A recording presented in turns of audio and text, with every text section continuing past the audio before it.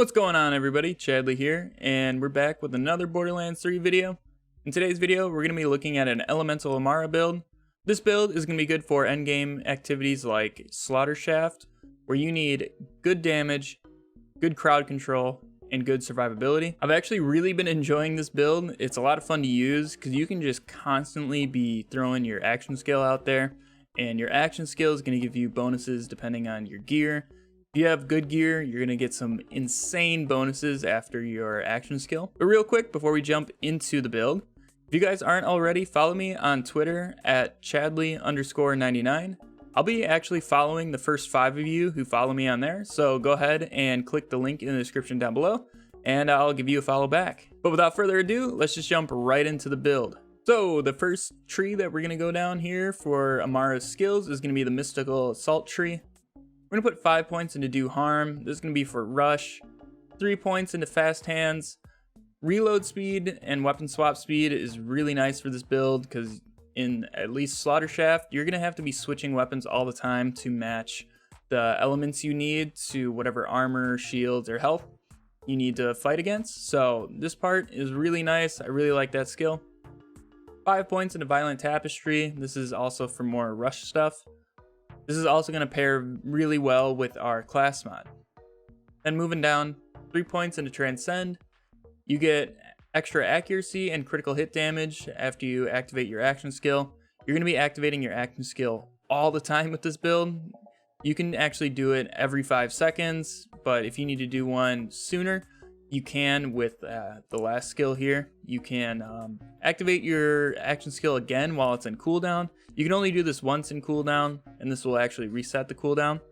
But if you're in a pinch and you need to activate it, perfect opportunity to do so there. Then you get increased action cooldown rate with Restless, so I like 5 points into there. That way we can just keep throwing our action skill, and especially with a lot of the anointed gear for Amara, the more action skills you can throw out, the more damage you're going to be doing, so definitely a good skill there. Ascendant, I really like this just because I use Stillness of Mind with this build, and this lets the Phase Grasp last 3/4 of a second after you start damaging them. Normally, once you start the damage on them, they just immediately drop and they can start shooting you again.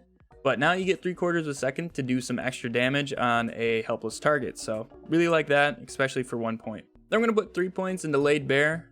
This is going to let you get a 25% damage increase against enemies you damage with your action skill. This effect lasts for 8 seconds, and with this build, action skills come back in about 5 to 6 seconds. So you're almost always going to have a 25% damage increase on people as long as you keep remembering to do your phase cast. So definitely a great skill there. 3 points into Wrath. You're going to get increased gun damage, and this effect is increased after you do your action skill. Once again, you can keep doing your action skill. You're going to have crazy damage with that. Then the Capstone Avatar. You can do your action skill during its cooldown, once per cooldown.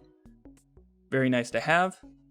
Also, this increases your max rush stacks, so another good part there as well. On the Fist of the Elements skill tree, over here, we're just going to put 5 points into Anima and 5 points into Tempest. This is going to help our elemental damage. Now on to the final skill tree, Brawl. We're going to put 3 points into Personal Space. Most of the time, you're going to be very close to enemies anyways, so you can do a lot of extra damage using this skill. Then onto Clarity. We're going to put 2 points into there just to get to the next tier. I got a +2 from the class mod, but this is just going to help your survivability and all that good stuff, so definitely a good skill to have. In the second tier, we're going to put 3 points into Samsara. This is going to give you more gun damage and health regen when you damage somebody with your action skill. This effect lasts for 20 seconds and you get up to 5 stacks, so definitely a nice skill to have there. You can get up to 25% gun damage and 25% max health per second back. This is going to greatly increase your survivability as well as damage output. Then for our final point, we're just going to put 1 point into Helping Hand. This is going to give us 12% damage reduction for 15 seconds after you use your action skill. So if you're playing this build right, you're constantly going to be taking 12% less damage. Now for the abilities, like I said, we're going to be using phase cast, but I like the reverberation part of it, because as long as you're lining up enemies and getting the most out of every phase cast, you're also going to be doing crazy damage to the ones at the end of that line, as well as locking all of them with stillness of mind. So this just really helps with crowd control as well as damage output. So that's why I like those two. Then I just use shock one because shock is probably my weakest element in terms of my guns that I like to use. But also with Tempest, it gives an extra bonus to shock damage. So that's why I keep it on shock. Now let's take a look at our guns. The first gun I like to use is the Ripper. This is really nice when you're playing really aggressive and you're always close to enemies, because you can just melee them once and then just spray them down. Also, I got a pretty decent anointed one, so after you use your action skill, your weapon damage increased by 100% for a short time. Now, ideally, you'd want to get the anointed where you get 300% damage bonus after you use phase cast. That would be the case for basically all your weapons with this build, because you're going to be doing 300% more damage basically all the time. So if you're lucky and can get all those, power to you. Some of us do not have the bestest of luck when it comes to RNG. So if I ever get those, that's definitely what I'm going to be putting on this build. Then for a corrosive weapon, I like the Hornet. You can use whatever corrosive weapon you'd like though. Then Lyuda, I like this for the big Goliaths because it's really easy to get all the projectiles to hit them. And most of the time they just have shields and health, so not too much to worry there. Occasionally you'll have the one with armor, but most of the time they just have health or shields and health. Then the Bearcat, this is just good for mass taking out of shields. I haven't decided exactly what shock weapon I like to use, but I'm torn between Bearcat and Thunderball Fists for the current moment. For shields, I like the Transformer. Anytime anybody's going to shoot you with shock damage, you're just going to get that right back as shields, and you have a 40% chance to absorb bullets. So definitely nice there. Unfortunately, it's anointed for the Beastmaster. Obviously, I'm going to keep trying to get anointed for all my Siren stuff. Then for the class mod, I really like Phase Zerker.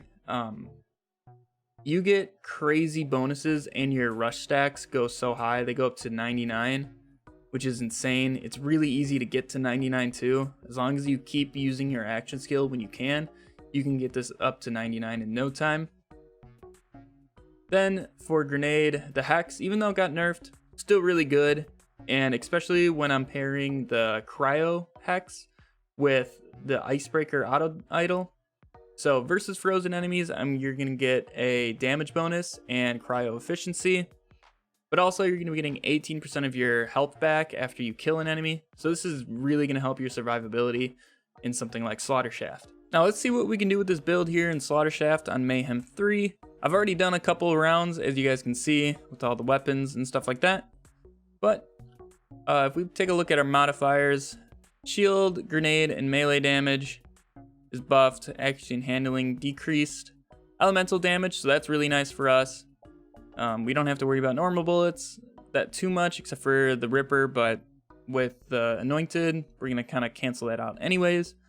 And enemy explosions have greater increased area of effect. That's going to be really annoying with all the badasses here with the rocket launchers, so that should be fun to deal with. But let's just see how this goes. So usually I'll try to get them to kind of line up for me. That way I can get as many as I can with one phase cast. See, that guy already dies. The Hornet kind of destroys anybody regardless.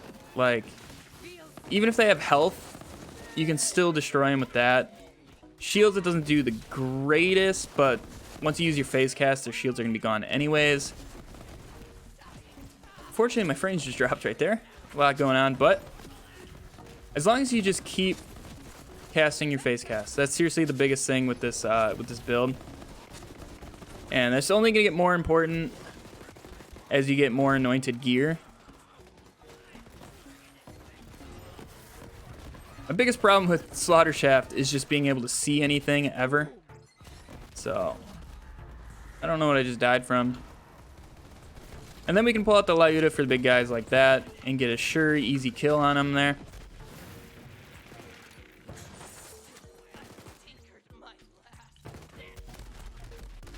We can actually, I forgot, I have a Fire Ripper. I'm just going to put that one on right now just because of the increased elemental damage here. We're good. We're not done yet. See, the Stillness of Mind, really nice for crowd control. Like, that guy's just up there, not being annoying anymore. Get a little melee into him. Oh, that did not reload. But he's dead regardless. Doesn't really matter. We're going to beat this wave here right after this guy. Where are you at?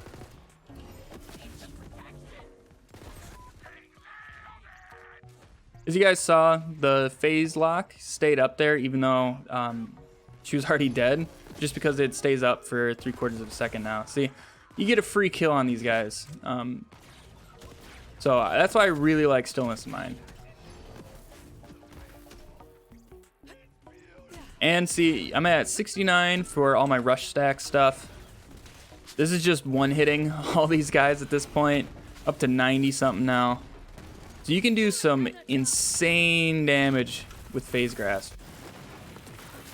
We're gonna do some mass clearing of shields here.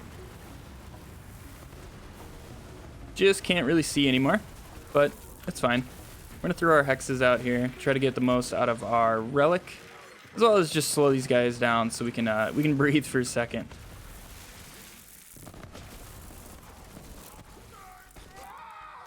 Everything's just got to reload at this point. Get rid of your shields.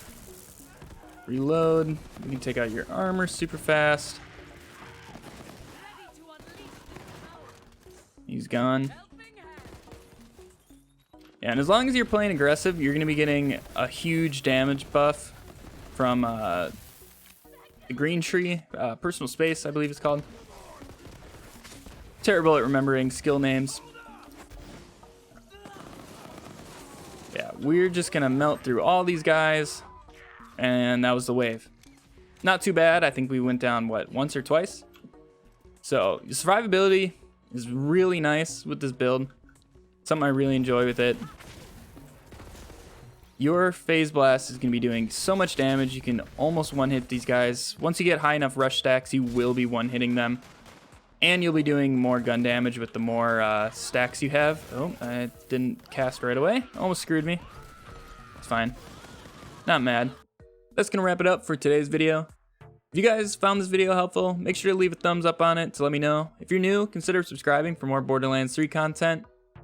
Like I said at the start of the video, go ahead and go follow me on Twitter. I'll be following the first 5 of you back.